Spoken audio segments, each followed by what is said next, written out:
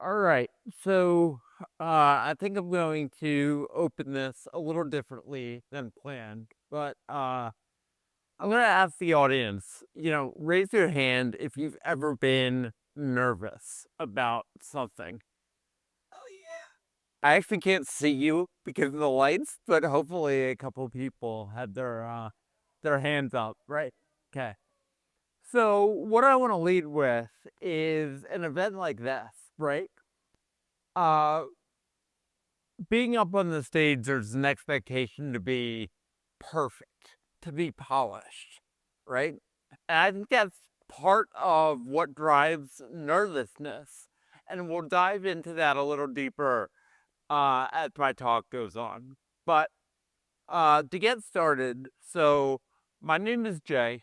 Um, I have been surrounded by people my entire life, family, coworkers, friends, you name it, right? But for most of my life, I felt profoundly lonely, right? And yeah, I think the reason why is so I have cerebral palsy. And cerebral palsy is an interesting condition because, yeah, at least for me and the type I have, it doesn't affect cognition or anything like that. But it does affect your motor skills, right? And think of it like this: you've heard of a fight or flight response, right? Well, imagine your nervous system triggering a fight or flight response. No matter which one you choose, your actual body freezes. It's like the ultimate betrayal, right? I grew up in a really athletic family. Um, My parents, my sister were all star athletes. They were competitive. But most of all, they were coordinated, right? And then there was me, spastic, awkward, with a weird gait, me, right? And I was different. And I noticed that right away, early in my life.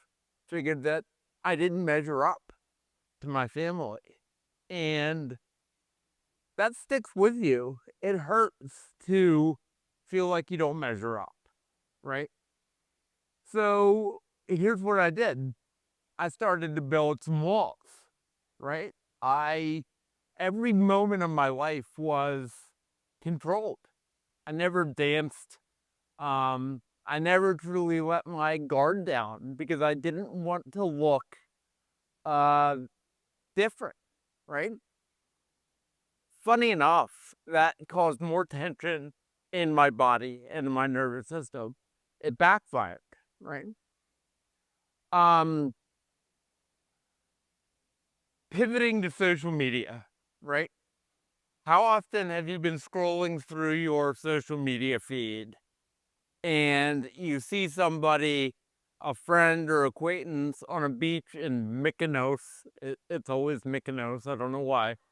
Um, you see a friend on the beach in Mykonos, perfect body, perfect hair, and you look at that picture and you're like, the only trip I've taken this year is, I went to Scranton, Pennsylvania. I mean, it's and you feel like you're not measuring up, and that feeling is not unlike the feeling that I experienced as a child. A little bit later on in life, not much later, I figured out that I'm transgender. And I started building even thicker walls, right? Big, strong brick walls. But what I realized though is the thicker those walls, you think they're protecting you, right? Those walls. But what they're really doing is blocking human connection.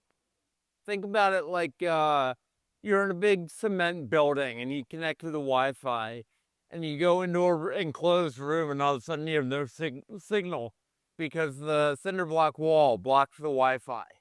Right? That concept when we build walls around ourselves, that that happens, right? Um, and we've been trained over the years to curate our social media feeds, to tightly crop, edit, and control what we share on social media to make ourselves look richer and more successful, more attractive, and even more loved. Um, but the funny thing is, we live in this age of social media where we have more tools than ever for connection, yet we feel more isolated than we ever have been before. The Barnes Family Foundation produced a landmark 25-year study on human connection. They found that 70% of adults feel lonely at least some of the time. Only 11% of adults have clubs or activities or get togethers with family and friends more than once a month, right? We've got better tools than ever to connect, but we're more disconnected than ever. And I think as a society, we understate the harm that disconnection can do, right? That same study mentioned that people who lack adequate social connection have a significantly higher rate of premature death, heart disease, diabetes, and experience greater financial difficulty than people who have a strong physical social network, right? So that brings us to AI. We're moving into a world where when we scroll through our social media feeds, more and more of the content that we see isn't just polished. It's fully generated, right? You go back to that beach in Mykonos, like now a little thing goes off in the back of your head. Well, were they even really there? Is that just a, and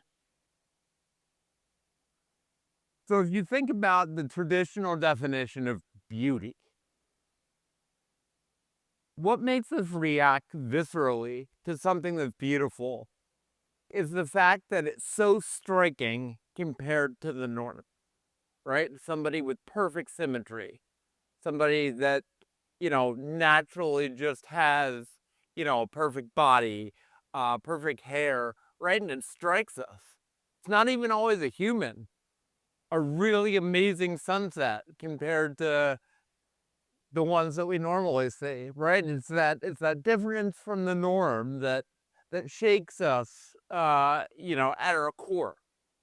Well, on social media now, perfection and beauty is something that's fully generatable by AI, and it's not even that hard. So what if the new striking, you know, scroll stopping content is content that's human? When we share something real, when we talk about our struggles and our fears and our failures. I had a business that I started after a long career in the advertising industry, and my business failed. And I had invested a lot of money in that business, and it was a major, major hit. I felt like the shame that was associated with that failure was so hard hitting in my soul, right? I can feel like everybody in my life could see this gap between who I wanted to be and what who I wanted to be and what actually happened. So after my business failed, I didn't have the energy to perform. So I started posting about it. I started posting about what it's like to have to lay off a staff that is family, and what it's like to have to go through office space that you've, you know, decorated and built out and everything, and, you know, clear it all out and throw everything away what it's like to have to put equipment on for sale at fire sale prices just to get rid of it, and how much that all hurts, and how scared I was to not have an income. What surprised me though was once I started posting those visceral personal thoughts, it wasn't the number of likes that changed. It was the number of direct messages and the number of phone calls and texts and catch ups over lunch or happy hour, right? Because what people saw was something human, and they saw something that they could relate to. Now, I'm not here to talk about a content strategy. I'm not even anti AI. In fact, I've got a career where I work extensively with AI. Um, and even filters, it's okay to put your best foot forward when posting on social media. But my big idea is this, right? What if, with the rise of AI, we could reframe the way we think about social media and have it become a low stakes version where we can try living in our own skin, right? Because if you make a post on social media that removes your mask, if you post about something that's not polished, that maybe you're a little bit embarrassed or scared to share, even if that's not all, everything you post, right? That resonates with people. And that's what creates connection. And what I found was that experience didn't stay online.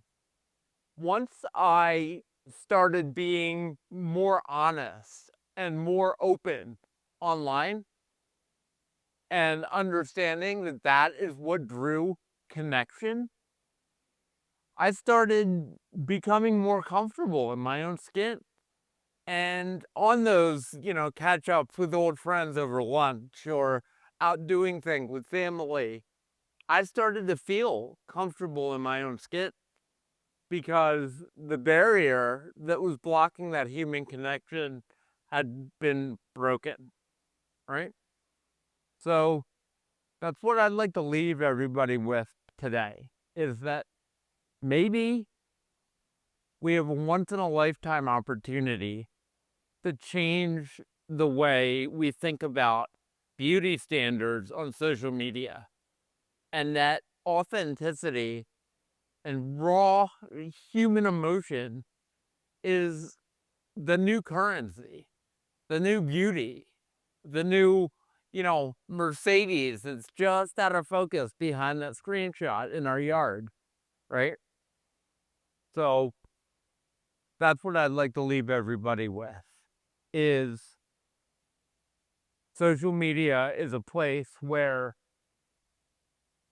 the stakes are lower and you can just try it out. Go ahead and try on your own skin. Thank you.